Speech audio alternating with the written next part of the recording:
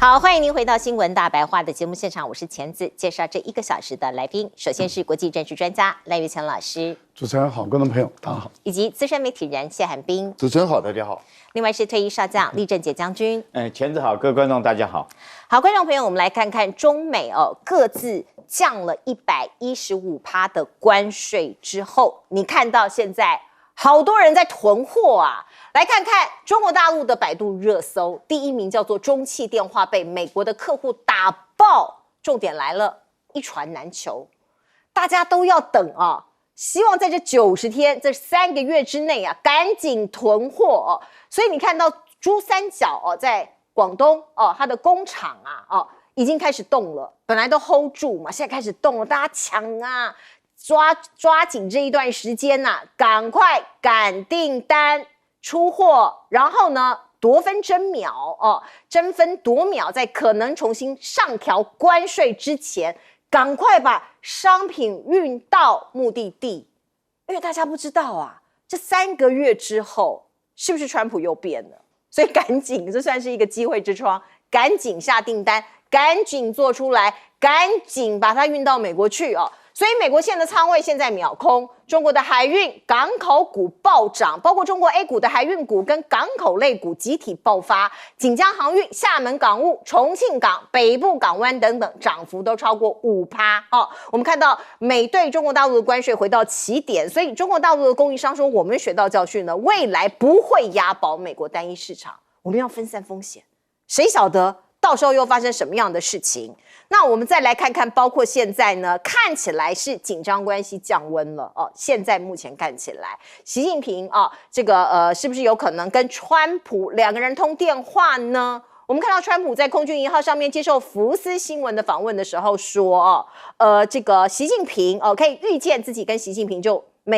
中美贸易协议的这个最终细节进行直接交涉，他就在暗示2个人可能会通电话或者是见面。并且说美方正在努力让中国开放，可是目前为止呢，中国大陆的回应其实非常少。可是我们看到了美国对中国大陆的关税还是在30%，那其中20%是什么呢？大家说叫做芬太尼关税这个东西就是毒品的部分啊。那中国大陆的外交部是这样讲的MOFA 说，这个中方已经多次表明，芬太尼是美国的问题，责任在美国自己。好，我们再来看看，包括这个所谓的关税调降从14号12点01分开始实施有很多的一个现象，包括稀土，现在有许可证被发放了吗？路透说福斯汽车在列这个大家知道，本来中国大陆强烈的强制的这个非常严格的管制稀土对于美国来说是一项打击。那现在呢，说是稀土出口许可过去只会发放给拥有欧洲和越南客户的供应商，现在许可证是按照4间供应商的客户逐一发放。可是现在不清楚这4间公司的所有客户是否都能够获准，所以一切都 uncertain， 都还不是非常确定。可是已经是好消息了，至少有曙光。那另外我们看到彭博社的报道说，美中贸易会谈之后，中国取消了波音的交付禁令某种程度2边都释出善意，像是波音之前被 hold 住现在这个禁令被取消了直接这个收款安排交付那我们再来看看，包括一些经济学家像是桑莫斯他是美国的前财政部长是在克林顿时期的财政部部长，也是经济学家。他就说，美中关税战，川普先让步，虽然很尴尬啦，让美国人觉得有点下不了台，但是这是正确的选择。他说，很明显在这场胆小鬼的游戏里头，川普先眨眼了我跟赖老师2个人比，谁可以在10秒钟内不要眨眼睛？结果我先眨眼了我输了即使有些尴尬，可是这是正确的选择那避免灾难性这个贸易的策略被实施，进一步伤害美国的经济。而另外我们看到中国大陆对岸这边的微博狂刷川普先跪哦。那这个《华尔街日报》说，这是川普的虚张声势被看穿哦。那《华尔街日报》的社论指出，川普败阵更像是投降，他亲手摧毁了美国的经济信用和政治信誉。中国也借此证明了一点。美国对中国实施经济制裁这条路走不通哦。那我们再来看看科技战哦，晶片战，华为哦，这个想要突围美国的封锁，可是我们看到礼拜二哦，就是最新的消息，美国商务部下令，任何企业使用华为的 AI 晶片都会被列入违管这个违规的管制规则你违背管制规则所以美国对于封锁这个华为还是非常的用力不断的封锁。可是现在我们看到了有一个这个半导体商叫做 Syncarrier 新凯莱这一家它现在市场传言它可能可以造这个5奈米以下的晶片，说是成功了，可是现在还是传言。那它跟华为合作募资了28亿美元，剑指中国的晶片设备霸主他们是不是能够突围呢？我们再来看看华为的平板电脑，第一季出货在中国排名第1，全球也排名第5，表示它的这个成绩还是很不错的。来，先请教赖老师。我觉得对于美国的进口商来说他当然会担心说，90天后会不会川普跟大陆因为没有达成这个贸易协议，然后最后又恢复课税。那川普自己也说，如果90天没有达成协议，要恢复课税，这就形成了一种不确定的状态。当然，有些人会赌说，会不会比照 T-Dog 90天满了，又延90天。但是问题就进口商来讲，他不会去赌这个，他宁可把仓库的货堆满。为什么？因为我们看到这下半年美国的节很多。有万圣节，有升天节、复活节，还有就是他们的7月份的国庆日，还有就是圣诞节。那圣诞节怎么可能说这个没有装饰品？一定是因为这个是1年工作的结果，全家都要团圆，最大的节日。那当然要布置嘛，家里要布置，家外也要布置。那所以也要帮家人准备很多礼物。那这些礼物绝大部分都要依赖中国的进口。所以我个人认为进口商一定会想方设法尽量多囤点货，因为没有人想再冒这个风险了。所以当然就是一船难求然后大陆的这个企业当然接到订单就想办法开足马力，那等于是要用3个月来赚这半年多的钱。可是大陆因为受到这次的教训例如说过去100%依赖美国的这些出口商，他一定会分担风险。从美国赚来的钱，然后到欧洲、到中东、到拉丁美洲、到非洲，可以去开阔新的市场。所以他们一定去设很多的行销点，然后往外开阔。那这样的情形下，他们一定对于美国的出货，未来他们的订单不会完全依赖美国，或者是会减少依赖美国。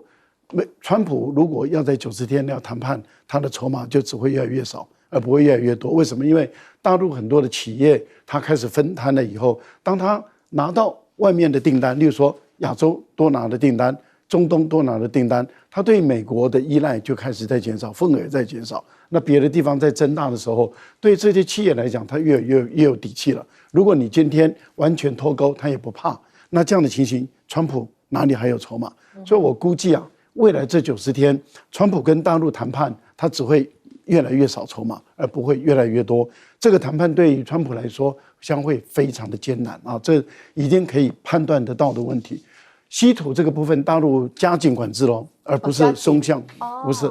它有2个途径，一个是在5月9号，5月9号对于走私，包括透过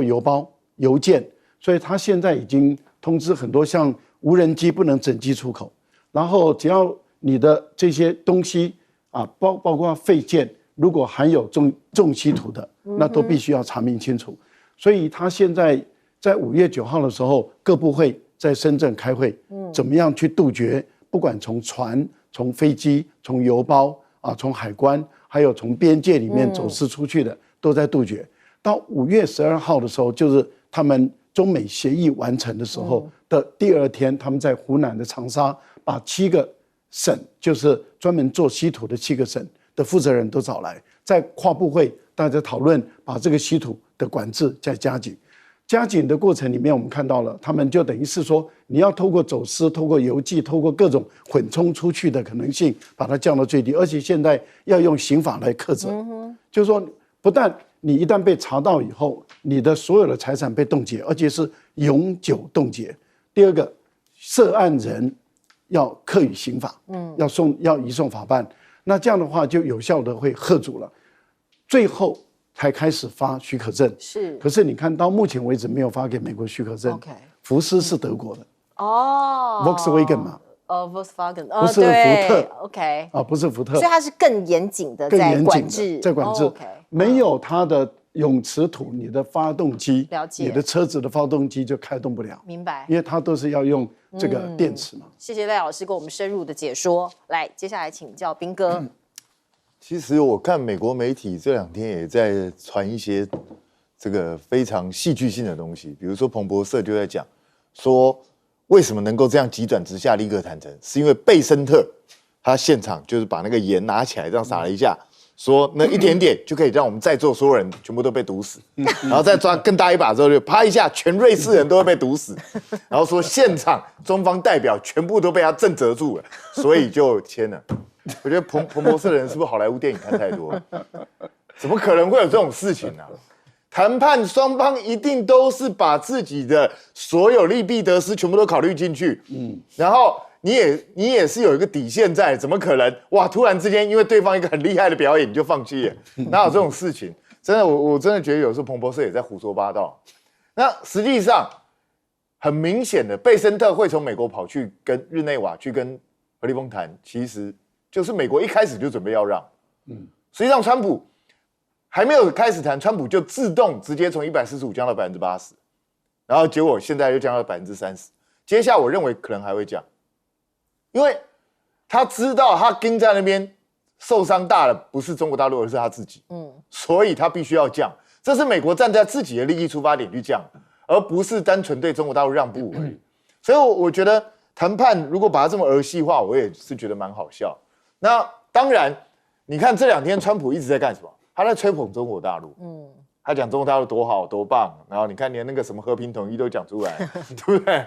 然后他今天又在讲了，他说他希望中国大陆开放更多市场之后，美国企业能够大举进去投资。所以我们现在这边赖清德不是才在告诉我们说要那个让美国非红供应链吗？对。那现在结果美国你非红供应链，然后美国去中国大陆投资，请问一下我们在干嘛？我想知道我们到底在干什么？是我们完全搞不清楚这个世界往哪边发展，就是了，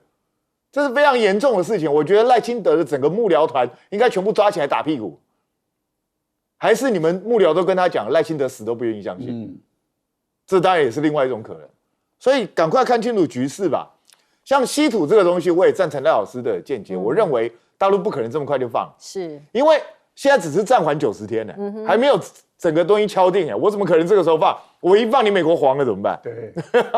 所以而且川普是一个说变就变的人，大陆一定会等到整个局势已经全部确定了，才会慢慢松绑，还不是一次松绑，慢慢松绑。所以我觉得这个局势还会再演变。那但是我觉得美国有个好处就是第一个，很多美国学者也看出来这一局确实是美国自己先撑不住。那还好他们有一个很好的领导人，川普从来不在乎什么胜败，只要他获利就好。对，只要他自我感觉良好就 OK 了，他不尴尬了。对，只要他不尴尬，尴尬就别人嘛，对不对？所以我觉得有川普这种个性也是很不错的。那但是美国会不会放松对中国大陆的控制呢？我觉得还是不会，他还是会在各个方面，关税这边他可能知道已经没机会，可是他会从其他的角度、其他的管道，还是持续的去压制你，因为最终还是中美两强争霸的问题嘛。对。所以这个问题没有解决之前，中美的对抗是一路会到底。那我们这一些小蚂蚁，两头大象在打架，我们这些小蚂蚁应该站哪个位置，自己要考虑清楚。然后赖总统前一阵子才告诉我们说，我们绝不可能左右逢源。你看全世界现在都在左右逢源，为什么台湾不可以？为什么我们就一定要选一边站？而且你选站的那边，现在看起来一副要把你踩死的样子。所以我真的觉得，我们是不是要重新思考，到底要怎么做？对啊，怎么左右逢源是最好的策略啊？你做不到就让别人来做嘛。来，将军，其实这次的关税谈判来讲，大家都说中国赢了，可是中国来讲的话，对美国征中国是30%的关税，那中国只征美国10%关税。那这20%是什么呢？是美国硬要说是芬太尼的因素，所以说跟中国要加征20%。其实这很明显的是在甩锅给中国哈。那你要用这种名词，但是中国来讲，你要加我这关税，因为关税是你美国定的嘛哈。那我也没办法说是你要减多少。但是这芬太尼这个问题，大家讨论很多了啊。事实上就跟这个韩明刚刚讲的一样，确实只要有一部分就可以致人于死，它只要多少就可以致人于死的。0.2毫克就可以致人于死，就这么一点点。然后它有多严重呢？1公斤的芬太尼来讲的话，可以让50万人死亡，50万哦。然后如果180公斤的话，有9000万人会死亡。所以确实这个毒性是很强哦。那这个那我们看到这个数字之后，现在来讲，美国光现在查获的这种芬太尼有多少呢？我跟你讲，刚刚我们讲的是1公斤50万人，是它查获的数量，我把它换算成公斤来讲的话，有8800公斤。你看美国现在这个毒品泛滥到有多严重，很严重。它2023年的时候，它因为这个药品滥用死亡人数有达到107000人，其中有7万多人是因为芬太尼的因素致死。好。那现在，但是问题是，这个芬太尼是从哪里来？是不是从中国来的？我特别要讲，不是从中国来，因为芬太尼本身是一种止痛药或麻醉剂，你开刀的时候你要止痛嘛，或者是你麻醉的时候用这个麻醉剂。那中国来讲，在2019年已经禁止芬太尼生产跟销售，已经禁止生产销售。那这些东西是怎么来的呢？其实是从印度，印度来讲，我们都知道，印度其实制药也很厉害，很多这个芬太尼的原料是在印度制造以后，然后经过管道，他们黑道的走私到墨西哥那边以后，制成成品之后，那是谁走私进美国？是美国人自己走私进去的。他开车从这个墨西哥的边境，因为那个东西只要很少的数量，其实是很好夹带、很好携带，从墨西哥的边境就走进去，或者是用邮包寄过去的。所以整个生产大概就是事实上是印度制造这个，他们叫这个前体就是原料了，然后在墨西哥那边生产，墨西哥生产以后寄到美国去。那现在来讲，我觉得这个问题事实上是美国自己有很多的内容，你不应该，如果说你是一个这种肯面对这个现实的政府来讲的话，有作为政府，你应该面对现实，然后来处理这个问题。我觉得第一个是你自己医疗怎么去管制，你内部治理的问题；第二个你社会经济的问题，因为我们知道这个美国来讲，很多的低层的民众来讲，那个心理受伤很重，或者经济因素，所以他们毒品泛滥的非常糟糕。我觉得这东西你去甩锅到关税是没有用的啦，你苛征到多少关税，你自己内部不管是医疗管制啊，或者是这个民众内心心理深处，他为什么你不去面对这个问题解决，你永远都是毒品的问题。没有错，这件事情已经困扰美国非常多年了。可是美国自己可能也要检讨自己的策略哦，或者是政策有没有什么样不对的地方，不要一味的只怪别人。不过我们先来看看川普本人，现在人正在中东访问。我们可以看到呢，他要出发到中东之前，卡达就先讲我要送你一架飞机，哇，他好高兴哦，他还发文哦，他说卡达政府提供的豪华喷射机将作为战时的总统座机空军1号使用。前天我们就在讲了呀，你当美国总统，你的安全很重要呢，人家送你飞机你就拿了，万一里头被人家放的窃听器，或者是遥控炸药，你怎么办？所以其实华盛顿他们会有疑虑啊，道德问题，你可随便收人家这么贵的礼物吗？还有安全疑虑啊。川普看起来其实都没有在管的耶。我们看到呢，这些中东国家争先恐后，看起来都在讨川普欢心，包括他的第一站抵达的是沙烏地阿拉伯。沙烏地阿拉伯派出了6架 F-15战机进行礼仪护航。透过我们的画面大家可以看到，这个是沙烏地阿拉伯的皇家空军非常罕见的派出了6架 F-15的战斗机进行护航的仪式川普从他的这个空军1号往外面一看，就看到了，他应该很开心如果他没有在睡觉的话。那我们先来看看川普忙着谈生意呀是最佳的业务代表，真的呢，他很会卖东西呢。他签下了18兆元的协议还有史上最大的军购订单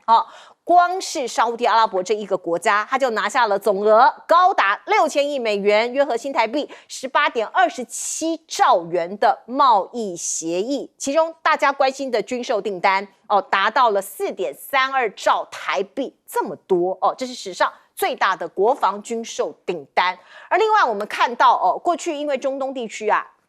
其实蛮吊诡的。以色列跟这些沙烏地阿拉伯的中东国家其实是不合的，所以最先进的武器其实不会卖给他们。可是这一次有可能考虑要卖给沙烏地阿拉伯 F-35逆踪战斗机这是目前全球最先进的量产战斗机，沙烏地阿拉伯多年来都想采购，可是问题我刚刚讲卡在以色列那现在川普会跳过以色列吗？我们先来看看拜登，毕竟他年纪已经大了。他在沙烏地阿拉伯签约的时候，突然看起来有一点拜登化网友这样形容。我们请导播让我们看看这个画面，他走错方向了啦！这个他疑似打瞌睡，走错方向，在沙烏地阿拉伯王储的引导之下，才回过神走回去。那毕竟我是觉得要体谅他，他年纪真的很大了，80岁有了吧，快了79，快了。6月10号要阅兵，快生日了，庆祝他79岁生日。所以我的意思是，他年纪也大了，长途飞行这个也是可以原谅的啦那我们再来看看呢，这个川普这个在沙烏地阿拉伯出席中东论坛，好多大咖都出席了，包括谁呢？辉达的执行长黄仁勋。特斯拉的马斯克、亚马逊执行长贾西、高通的艾蒙、花旗银行执行长，大家都来了带了一拖拉股的企业家去那边。那我们看看呢，川普打算对 AI 晶片禁令开绿灯，沙烏地阿拉伯跟阿联酋大肆的采购所以你看。辉达笑呵呵，超微笑呵呵都买了好多好多的东西，吃下大单。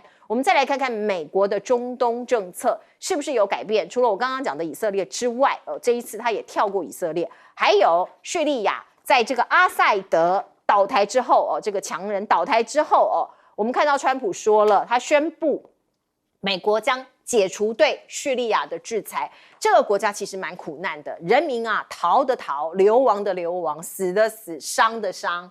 那因为内战的关系，现在他解除所有叙利亚的制裁说现在是该国前进的时候了过去我们必须讲，他被很多的强国在强权之下生活得很辛苦。那半岛电视台是说，川普这项声明标志着华府对叙利亚的多年政策出现重大转变。那当然我们希望叙利亚可以越来越好。而另外呢，俄乌这个战场到底该怎么落幕呢？他们要再谈判。那现在川普在中东忙着谈生意嘛，确定由国务卿卢比欧到土耳其出席俄乌谈判。那这是在礼拜四将会发生这个会谈，领袖会谈会怎么谈现在不知道。不过有一个画面，我们请观众朋友一起来看一看到底是真的还是假的。这个是德法英的夜间列车外交是要到乌克兰去访问的。可是呢，我们可以看到这个豪华的车厢一打开马克宏有一张看起来像是被揉过的卫生纸这个记者这个画面一进来，他就把它揉一揉藏起来所以我们可以看到有人就说，这个纸会不会是毒品啊？有人就这样讲那我们现在看到了法国的外交部，法国当局已经出来否认，他说不是啦，它就是一坨用过的卫生纸因为有人进来要拍嘛，他就赶快把它藏起来，因为他觉得不好看大概是这样子的一个状况。来请教老师。这个画面，俄罗斯他们已经在做文章了他们认为那个马克龙收起来的那个柔克卫生纸疑似毒品，然后他们说英国首相收起来的条根也疑似毒品的用具了那当然他们是故意把它夸大，但我想他们3位国家的领导人公然的在那个地方吸食毒品的可能性其实不高了。对因为我觉得这个太危险了，这个太荒谬了那如果真的会这样干的话，我觉得这不可思议的事情但是谁晓得天底下太阳底下各种新鲜的事都有反正我知道俄罗斯的发言人就把这个事情拿来做文章，说你马克龙，你的脑袋有问题了，你就把那个卫生纸那个白色卫生纸再拿出来吸一吸，不就好了？你脑袋就可以恢复跟过去一样的不清楚这样的一个大做文章，那就是一种戏谑，一种嘲笑啊。卢比奥会去土耳其，那泽连斯基应该在14号今天要到土耳其去了，可是泽连斯基他是希望跟普丁谈，普丁是没有打算要他自己要跟泽连斯基谈，因为他认为这个你还不到这个时候来跟我谈，所以他应该是派出一个代表团来。那如果说俄罗斯他派一个代表团，也有可能是他的外交部部长啊。如果是他的外交部部长带了代表团到了这个土耳其伊斯坦布尔的话，那泽连斯基就很难由我一个总统跟一个外交部长来谈判，这也不太好，所以很有可能那就是由他们的外交部长来谈判了。那对于川普来说，他本来也想去，然后他确定普丁不会去了以后，看起来川普就不去了，就叫卢比奥带他去。那这当然这就形成了美国跟乌克兰先谈，接着是俄国跟乌克兰直接谈。那美国能不能参一咖，这不确定。所以我觉得明天的会谈中还是充满了不确定性，也就是说，最后美国能不能在俄乌的会谈中能不能进入，这个不确定了啊。目前来讲，俄国主张的是他单独跟乌克兰直接谈，那所以我觉得未来的变化性还是蛮大的。川普是不应该拿下卡达的这个飞机了，美国不是那么穷的国家，美国今年的国防预算编了有1万多亿美元，是。那事实上这个钱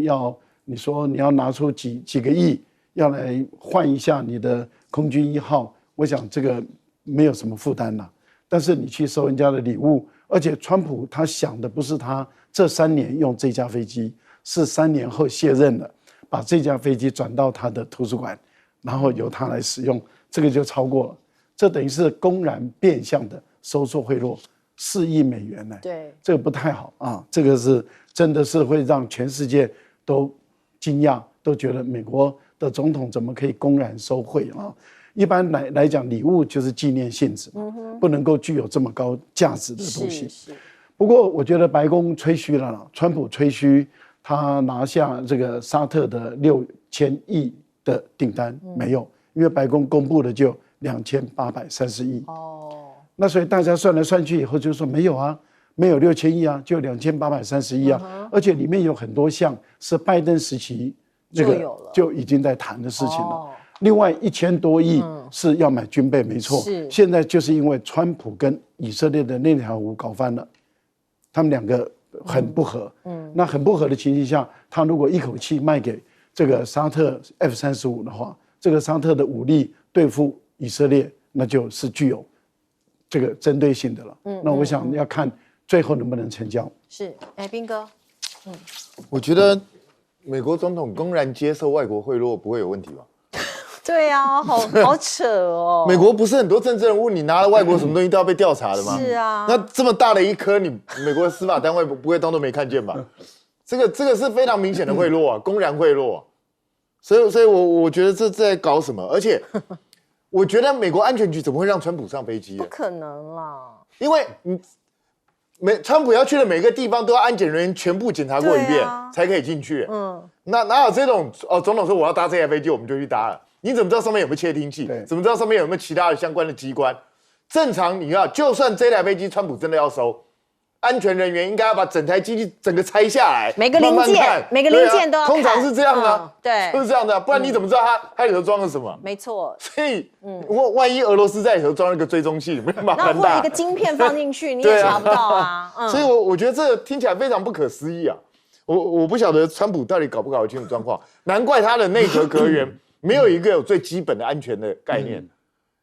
都蠢到连皮包都会被人家偷走。还有群组，还有记者。对啊，所以我这真不知道在搞什么鬼。那你也可以很明显看到，不管卡达也好，沙特阿拉伯也好，极尽贿赂之能事。那我就觉得，你看人家中东这个才是对的嘛，我们干嘛花什么几千亿台积电啊？我们送他一架飞机不得了吗？他就好开心了。对啊，这样子搞不好我们关税就降下来了。对，人家在教赖清德有没有在学？这一招不是比较好用？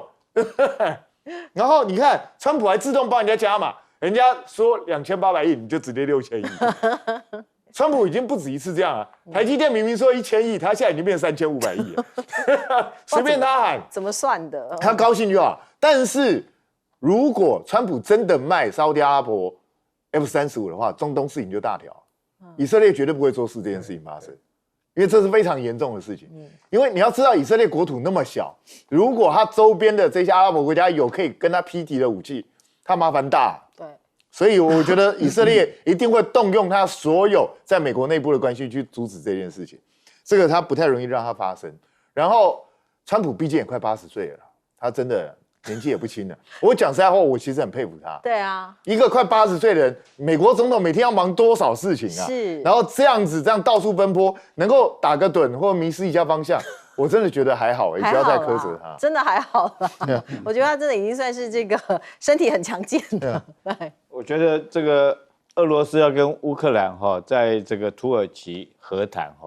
根本就是全世界在看了一场闹剧，你知道？我根本不可能谈出什么，因为整个事情经过我讲给大家听。之前是什么？是俄罗斯，因为他要办阅兵，红场阅兵，5月8号办阅兵，他说我们停战3天，你不要来偷袭我，我这些贵宾来，你不要飞机这个无人机飞到我这个俄罗斯的广场，我国家在办庆典，你不要打，我们大家停战3天。结果那时候泽伦斯基讲什么话，大家还记得吧？他说：“我不能保证去你那边每个人的安全，要停战就停战30日不要只停战3天。”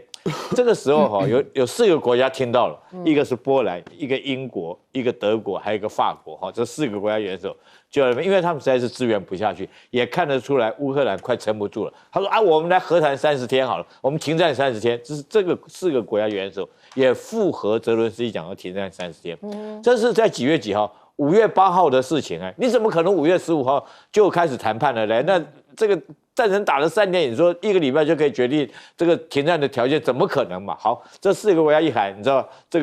个普京来讲，好吧，你们要喊我也跟着喊，不需要停战30天，我们5月15号直接在土耳其这个和谈，就泽伦斯基更狠，他说这个5月15号我在土耳其等你，普京来，就你说是不是在闹剧？然后普京说这个好，这样的话我就真的派人去跟你谈。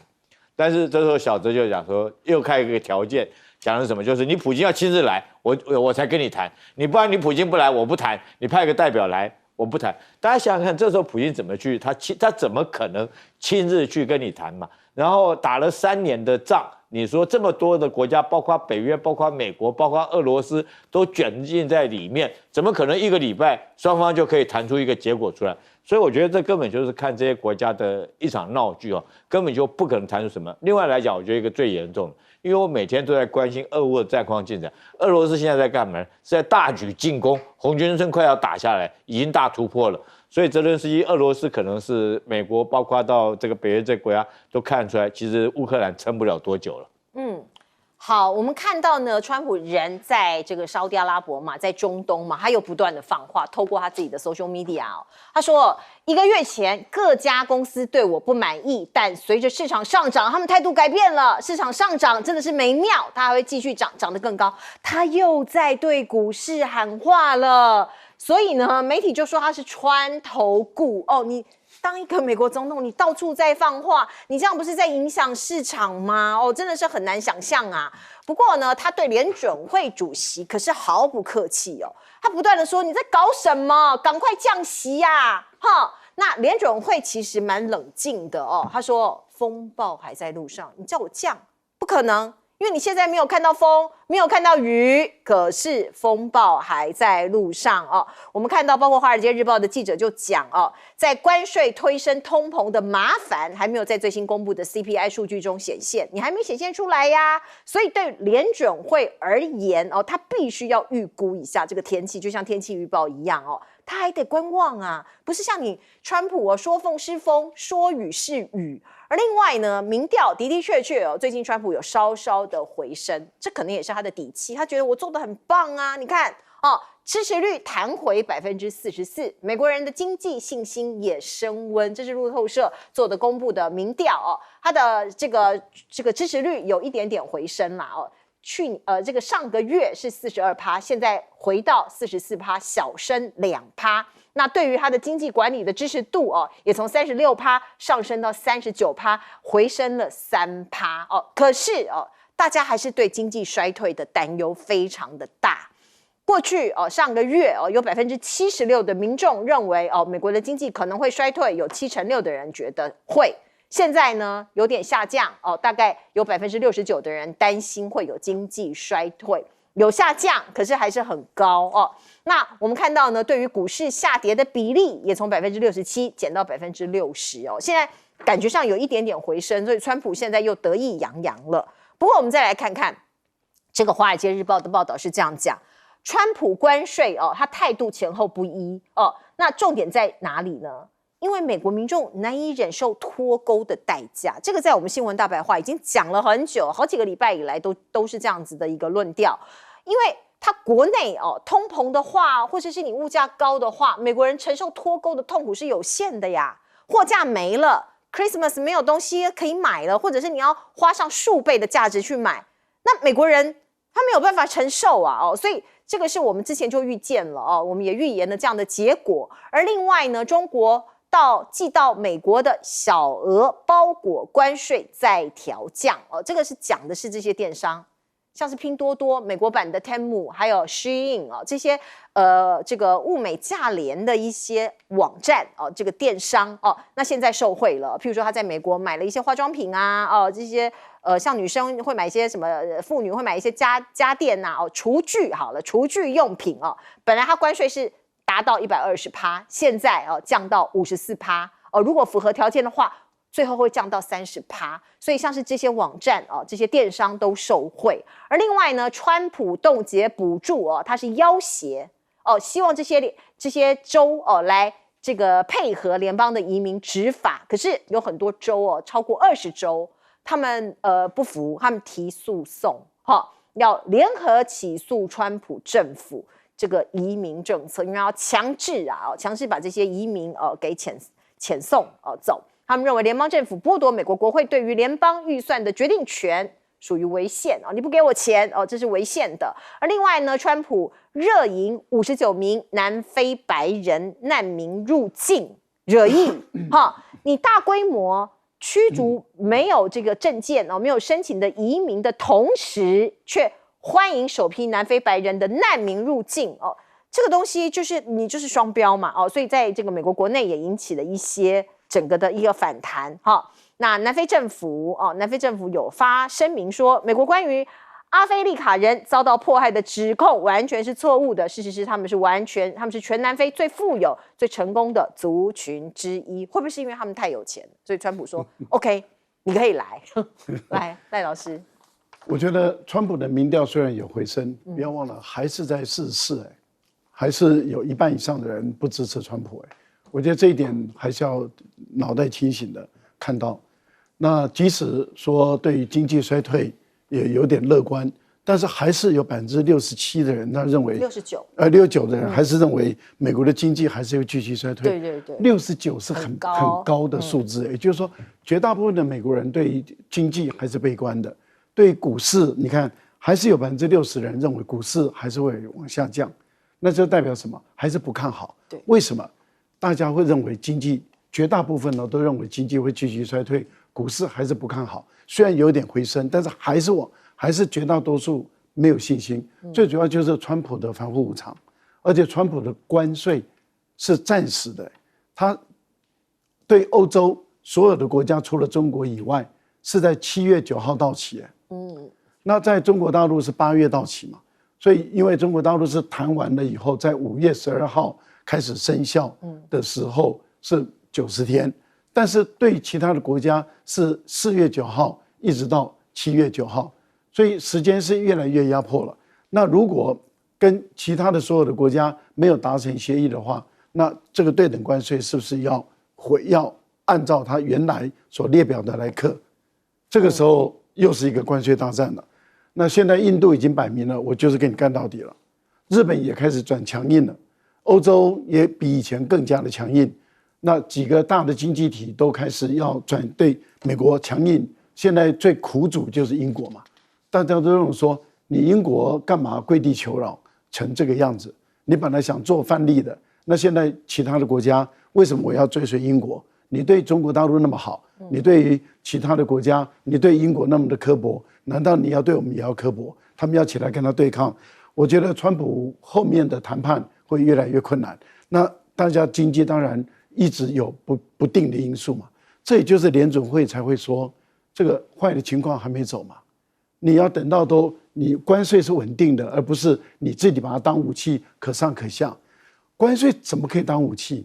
巴菲特说你怎么可以把关税拿来当武器？关税是稳定的很重要的一股力量。结果川普把它当儿戏，我觉得他把整个美国的经济搞坏了，他要负很大的一个责任。现在的情况是，为什么会对于这个小额的一改再改？包裹，为什么一改再改？因为很多方法嘛。我举个例子，假设你对小额你给我课到120的关税，我把整个包装成为货柜卖到美国去，我在美国有一个仓库，在那边再重新分包装，我从美国寄，是，难道不行吗？对，那你还更没有税嘞，而且税可能才10%，对，所以我个人是觉得，川普自己可能后来也想想，联邦快递也没有业务可以做，都裁员了，都裁员了，对，损失更大嘛。是，好，我们进一下广告。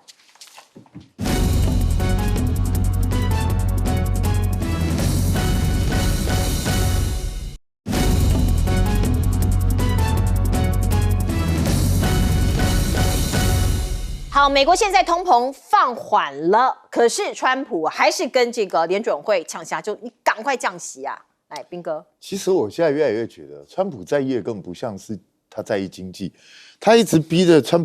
逼着鲍尔在这时候降息，我觉得他比较像是他想要炒股票。对呀，对啊，这超明显的，我觉得他这样做不好吧？美国总统公然内线交易是没有问题的吗？我真的觉得怪，这个是非常诡异的一件事情。那我觉得鲍尔的坚持是对的，因为说真的，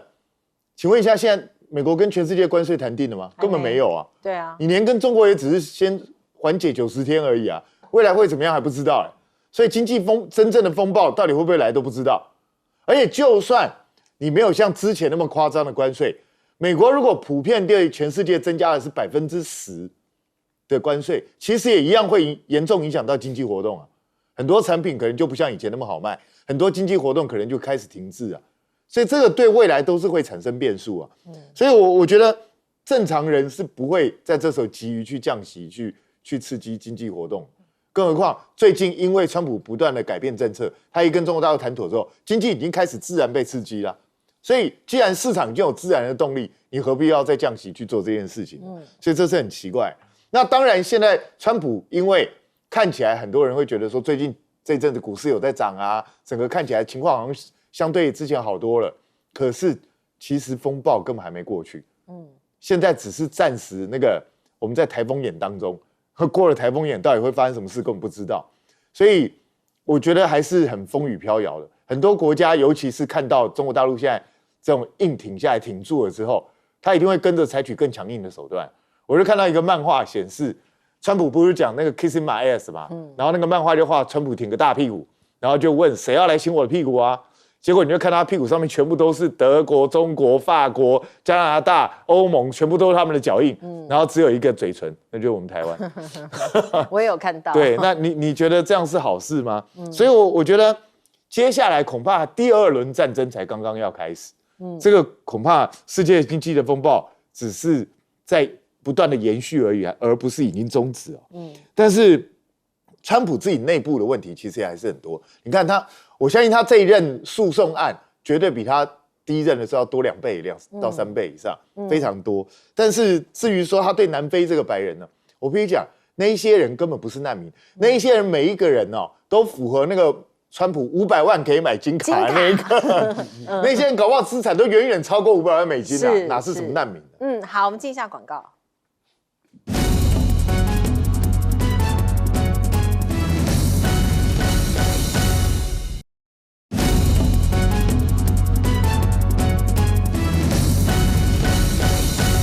好，我们请下将军。